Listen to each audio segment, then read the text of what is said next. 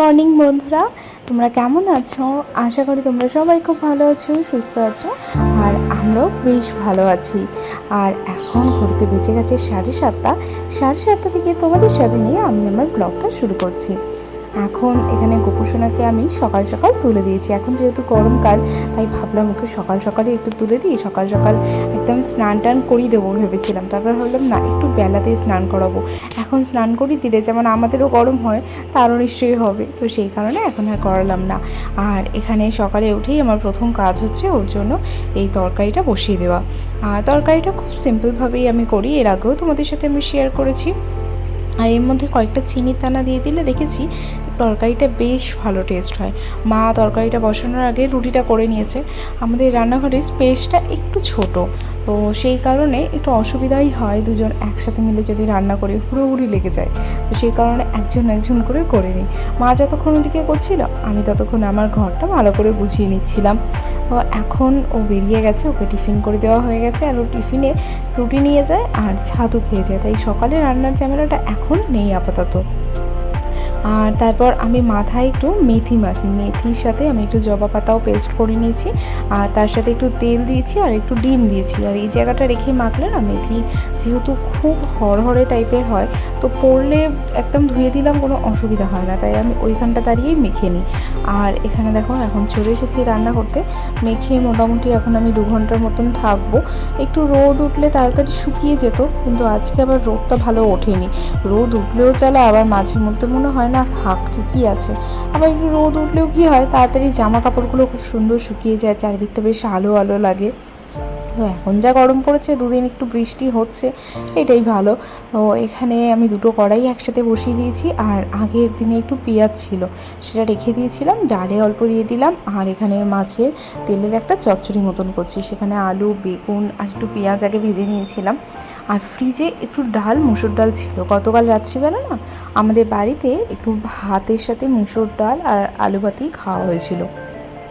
আর এই যে তরকারিটা বানিয়েছিলাম, আজকে তরকারিটা একটু বেশি করেই বানিয়েছি, কারণ আজকে মাও খেয়ে নেবে আর তার সাথে আমিও খেয়ে নেবো। আর আমার মা এসেছে, তো আমার মাও বললো যে তাহলে মাও মুড়ি খাবে।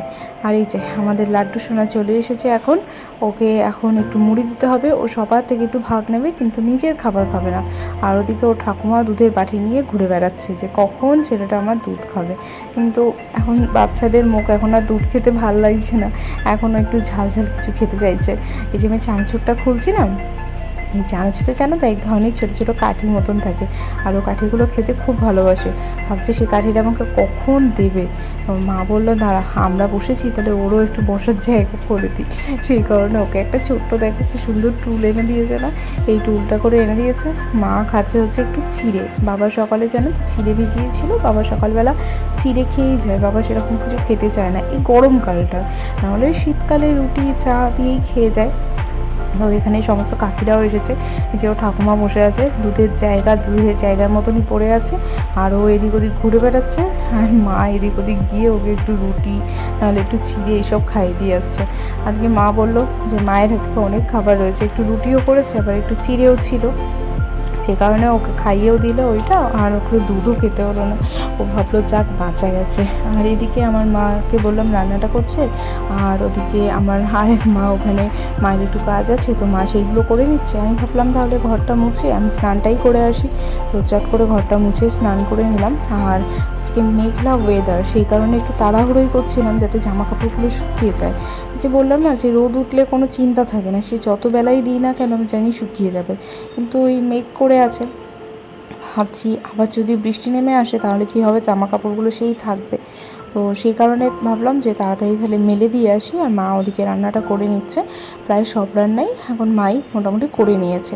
আর এখানে দেখো, এখানে লাউ শাকের একটা চচ্চড়ি হচ্ছে, ডাল, তার সাথে মাছের তেলের চচ্চড়ি, আর তার সাথে ডিমের ঝোল। আজকে প্রত্যেকটা খাবারই আমার ফেভারিট।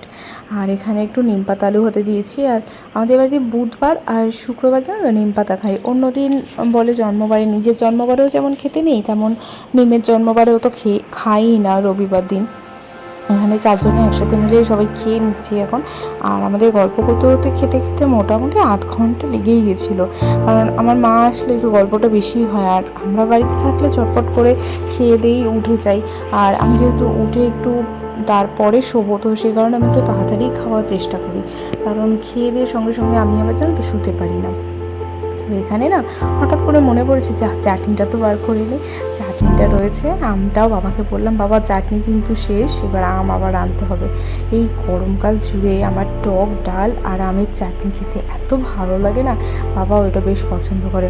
তো এখানে আমি মাকে খাবার বেড়ে দিচ্ছি, যে যেমন ওঠে সে তখনই খাবার বেড়ে দিয়ে দেয়, এখানে কোনো ব্যাপার নেই যে এই খাবার বাড়তে হবে, এরকম কোনো ব্যাপার নেই। আমি উঠেছিলাম, দেখলাম বাবার পাতে নেই তো দিয়ে দিলাম, বা মা উঠলো দেখলো এ পাতে দিতে হবে দিয়ে দিল, এরকম ব্যাপার আর কি। এখন বাজে হচ্ছে এই একটা বলছি 2টো বেজে গেছে, আর এখন আমরাই এবার শোবো, একটু পরেই পড়াতে যাবো 4:30টার সময়। এখন আমাদের বাড়িতে বাসন মাজার প্রচুর লোক, আমার মা আছে, আমি প্লাস মা, মানে 2 মা আর আমি 3জনে মিলে রীতিমতন কাড়াকাড়ি করি যে কে বাসনটা মাজবে। বলে তুই রাখ আমি মেজে নিচ্ছি, এ বলে তুমি রাখো আমি মেজে নিচ্ছি, এ বলে আপনি রাখো আমি মেজে নিচ্ছি, এরকম আর কি তুই আপনি চলতে থাকে কাড়াকাড়ি। তো অ্যাট লাস্ট কাড়াকাড়িতে এখন দুপুরবেলা আমার মা জিতেছে, তো আমার মা সেই কারণে বাজছে, তাও 2 মায়ের মধ্যে কাড়াকাড়ি হচ্ছে। আমি মাঝখান থেকে সরে এসেছি, আমি ঠিক আছে তোমরা মাজো, আমি তো মাজি, ঘরে থাকলে তোমরা তাহলে মাজো, ঠিক আছে। তো যাই হোক এখন মা মেজে নিচ্ছে বাসনটা, তো আমি সেই কারণে একটু বসে আছি। অনেকটা বেশি আজকে খাওয়া দাওয়া হয়ে গেছে, আজকে অনেক রকম আইটেম ছিল, দেখবে ডাল আছে, তার সাথে নিম পাতা আলু ভাতে, তারপর তো আরও যেগুলো ছিল। তো এখন একটু বসে থাকি, তো চলো তোমাদের সাথে আবার বিকালে দেখা হচ্ছে। সেদিন একটুখানি একদিন বৃষ্টি হলো, একটুখানি অনেকখানি হয়েছে, ঝড় হয়েছে, তাতে সব গাছপালাগুলো হেলে এসেছে, আরও এতটা পর্যন্ত হেলে এসেছিল, সব তো সরিয়ে দেওয়া হয়েছে। গাছপালাগুলো যেন প্রাণ পেয়েছে, পুরো একদম সবুজ সবুজ লাগছে। এই কদিনে ধুলো ভরে গাছপালাগুলো পুরো একদম কেমন একটা রঙই হয়ে গেছিলো, এখন চারিদিকে শুধু সবুজ।